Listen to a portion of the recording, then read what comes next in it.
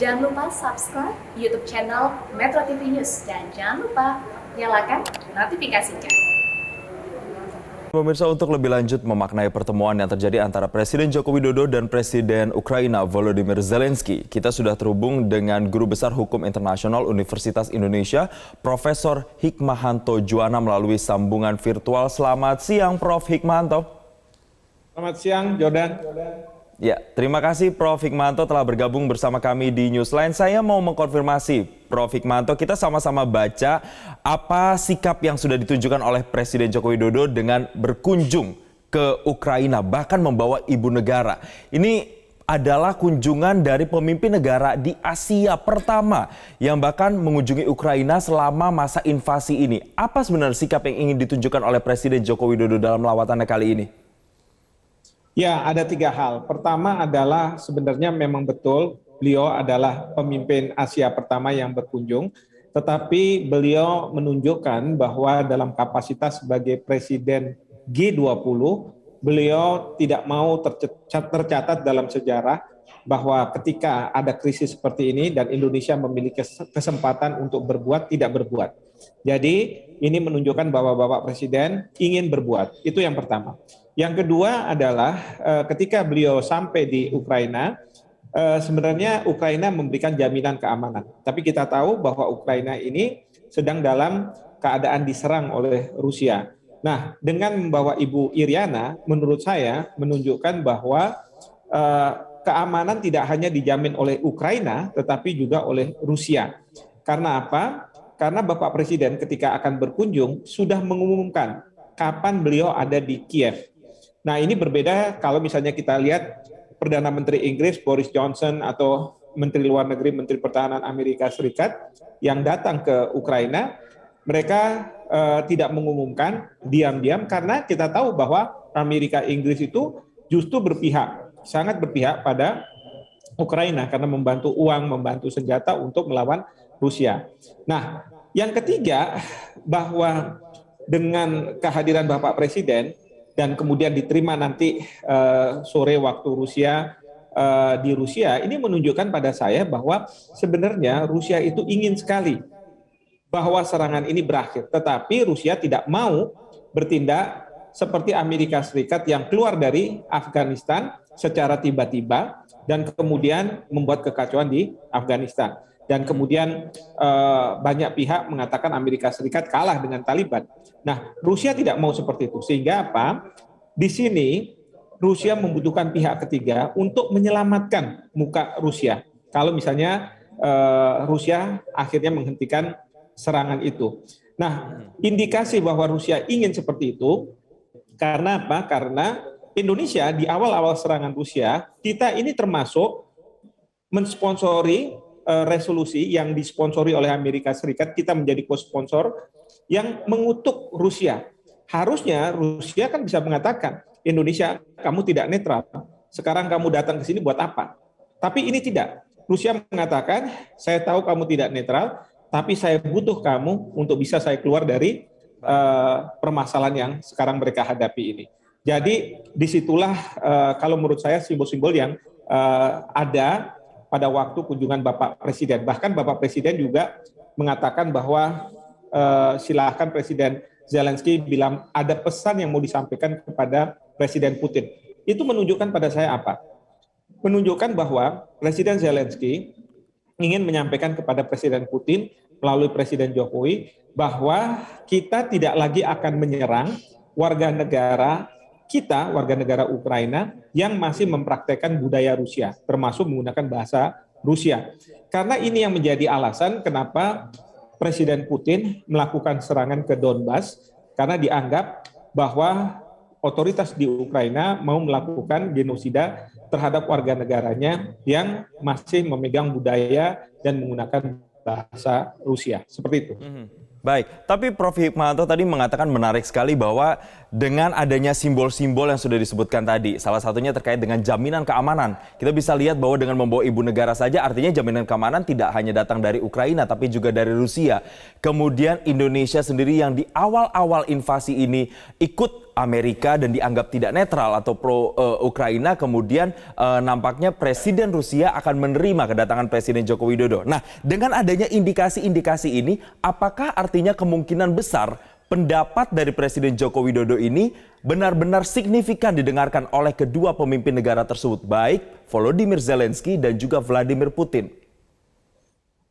Ya, betul. Jadi sangat akan didengarkan. Kenapa? Karena memang perang ini sudah berlangsung lama. Sudah berlangsung 4 bulan lebih. Memang pada waktu Israel maupun Turki mencoba melakukan upaya agar dua negara ini melakukan gencatan senjata, itu gagal. Karena pada saat itu masih di awal-awal perang. Nah, sekarang ini kita tahu bahwa Rusia, mungkin juga Ukraina, itu sudah kehabisan uang, kehabisan prajurit, kehabisan tenaga, bahkan legitimasi masyarakatnya itu semakin lama semakin berkurang.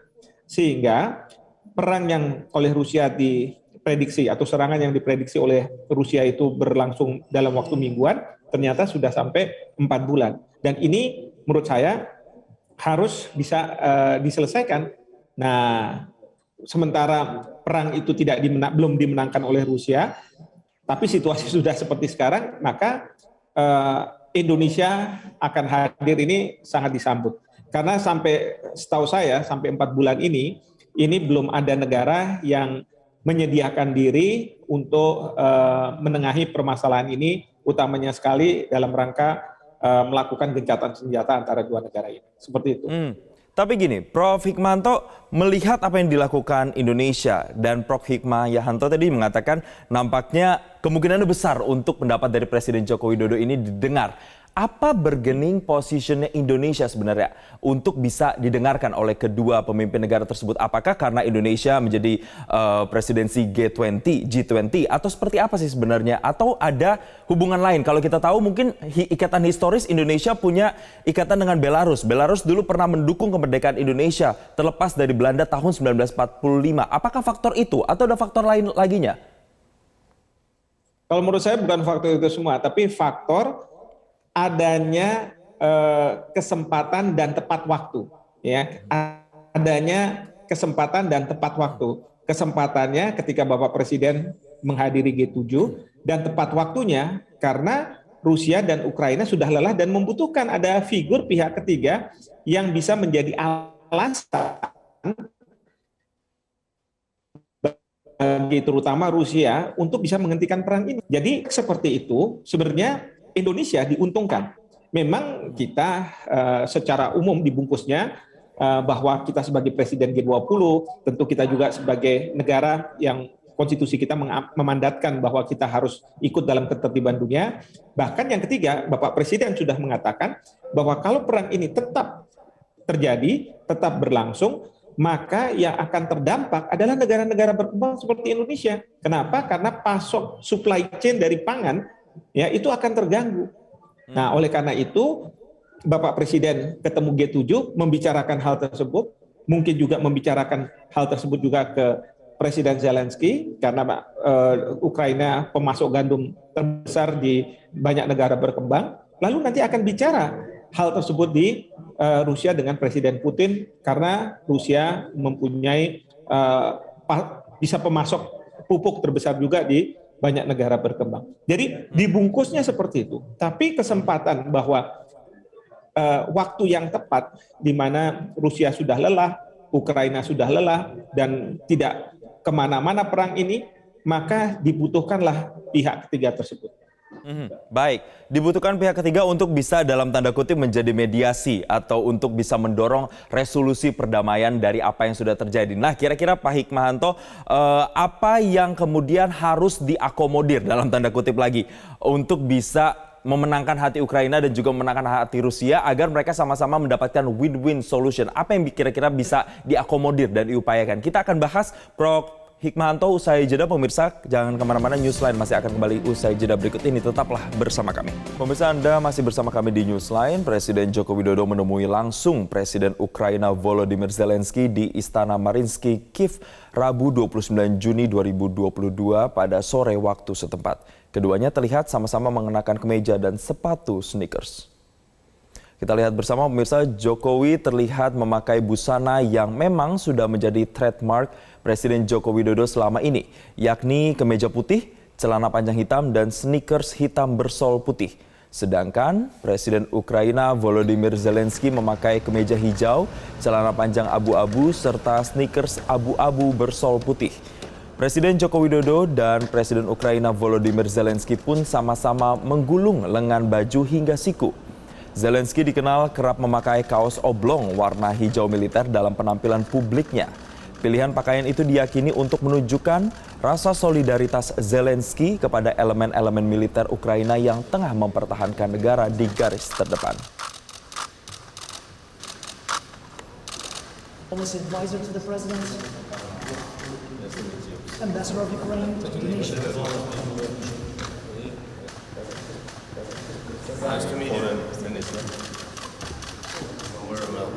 Шукати діалог. Сама Pemirsa, kaos oblong juga kerap dipakai Zelensky saat bertemu dengan pemimpin negara lain atau hadir di konferensi penting. Zelensky memakai kaos oblong ketika menghadiri konferensi tingkat tinggi NATO secara virtual di Madrid pada Rabu 29 Juni 2022 sebelum bertemu Presiden Joko Widodo. Akan tetapi Zelensky terkadang juga terlihat memakai kemeja seperti yang dipakainya saat menjamu Presiden Joko Widodo. Pertemuan ini adalah bentuk manifestasi kepedulian Indonesia untuk Ukraina. Presiden Joko Widodo juga ingin membuka ruang dialog perdamaian antara Ukraina dan Rusia yang kini tengah berperang. має бути переглянуте розуміння східного флангу НАТО. Хіба випадково, що всі країни Альянсу на Сході, всі наші сусіди виступають Ya, kita lanjutkan kembali perbincangan terkait dengan kunjungan Presiden Presiden Joko Widodo ke Ukraina dan juga nanti ke Rusia. Kita akan bahas lagi ke Prof. Hikmahanto. Prof, menggantungkan pertanyaan saya tadi, apa yang kira-kira Ukraina ini ekspektasi atau dalam tanda kutip minta diakomodir, begitu pula dengan Rusia. Apa yang kira-kira Rusia juga ingin akomodir oleh Indonesia supaya kesepakatan perang atau resolusi damai ini bisa segera tercapai? Yang pasti kalau dari Ukraina, satu, serangan dihentikan oleh Rusia, itu yang harus diakomodasi. Yang kedua adalah blokade oleh Rusia terhadap pelabuhan di Ukraina itu juga dicabut, ya itu penting. Lalu kemudian kalau dari Rusia tentu dia akan menghentikan serangan, tapi tadi yang diakomodasi adalah tidak join atau tidak bergabung ke NATO Ukraina, maupun Ukraina otoritasnya tidak melakukan tindakan yang dianggap oleh Rusia melakukan genosida terhadap warga negara Ukraina yang masih mempraktekkan budaya Rusia. Lalu Bapak Presiden tentu bisa juga menyampaikan kepada kedua kepala negara, kepala pemerintahan ini, saya tidak tahu waktu kemarin di Ukraina, terkait dengan kalau misalnya gencatan senjata itu terjadi, kan perlu dijaga. Nah, tentu Bapak Presiden bisa menawarkan bahwa Indonesia siap untuk mengirim prajurit untuk masuk dalam pasukan perdamaian sepanjang Dewan Keamanan PBB menginstruksikan, memandatkan hal tersebut. Jadi ini yang bisa kita bisa lihat lah kira-kira seperti itu. Baik, Prof. Hikmahanto, kita beralih ke hal yang lain. Kalau kita amati kedatangan Presiden Joko Widodo ke Istana Mariinsky di Kiev, Ukraina, ketika turun mobil disambut oleh Volodymyr Zelensky, sesekali ada untayan senyum yang dikeluarkan oleh Volodymyr Zelensky. Tapi tadi kalau ada gambar yang mungkin teman-teman bisa di-roll lagi, ada gambar yang ketika mereka masuk ke salah satu ruangan, saya menangkap vibes-nya agak sedikit lebih tegang. Nah, saya tidak tahu nih Prof, kira-kira kesan apa yang nampak dari pertemuan itu? Memangkah harus terjadi situasi yang agak tegang karena ini memang masih dalam masa invasi, atau apa nih yang Prof. Hikmahanto baca? Yang pasti adalah memang dalam situasi serangan, ya, walaupun ada jaminan keamanan dari pihak misalnya Rusia untuk tidak melakukan serangan selama Bapak Presiden ada di Kiev, tetapi kan sewaktu-waktu bisa berubah. Nah, jadi ada ketegangan seperti itu. Kedua, tentu ketegangan karena Bapak Presiden mengemban misi bukan untuk kepentingan Indonesia, tetapi untuk kepentingan dunia. Jadi mungkin dari situ juga Bapak Presiden ada semacam nervousness lah gitu ya. Demikian juga dengan Presiden Zelensky karena beliau sangat berharap betul bahwa kunjungan Bapak Presiden yang kemudian ditindaklanjuti ke Rusia memang benar-benar bisa menghentikan serangan ini. Nah, jadi ini yang saya melihat terlihat tegang ya meskipun secara appearance, secara baju, secara sepatu sangat-sangat casual, tapi ketegangan itu tetap ada. Nah, ketegangan ini apakah juga nantinya terprediksi akan terjadi ketika Presiden Joko Widodo sampai di Rusia dan bertemu dengan Vladimir Putin ini, Prof? Ya, tentu akan ada karena Bapak Presiden ketika bertemu dengan Vladimir Putin tentu tidak bisa menebak apa yang ada di kepala Presiden Putin. Oleh karena itu nervousness-nya itu, ketegangan itu pasti ada. Demikian juga Presiden Putin juga ingin mendengar apa yang Bapak Presiden sampaikan ketika misalnya beliau bertemu dengan Joe Biden, dengan Boris Johnson, dan kemudian juga kanselir dari Jerman, dan kemudian juga mendengar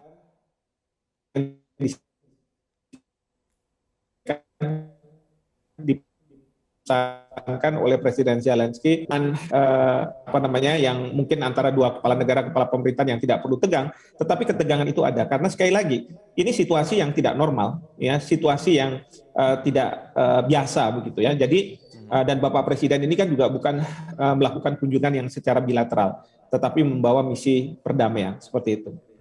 Baik, kita masih tentu akan nanti sama-sama menantikan kedatangan Presiden Joko Widodo ke Rusia dan bertemu dengan Presiden Rusia Vladimir Putin membahas sejumlah hal, apakah kemudian ruang-ruang diskusi yang dilakukan dan diupayakan ini benar-benar bisa berhasil mendamaikan kedua negara. Tentu ini juga bisa menjadi momentum penting untuk Presiden Joko Widodo dan juga Indonesia melihat perannya yang saat ini besar. Terima kasih pengamat hukum internasional Prof. Hikmahanto Juwana telah berbagi dan bergabung bersama kami di Newsline dan selamat kembali melanjutkan aktivitas.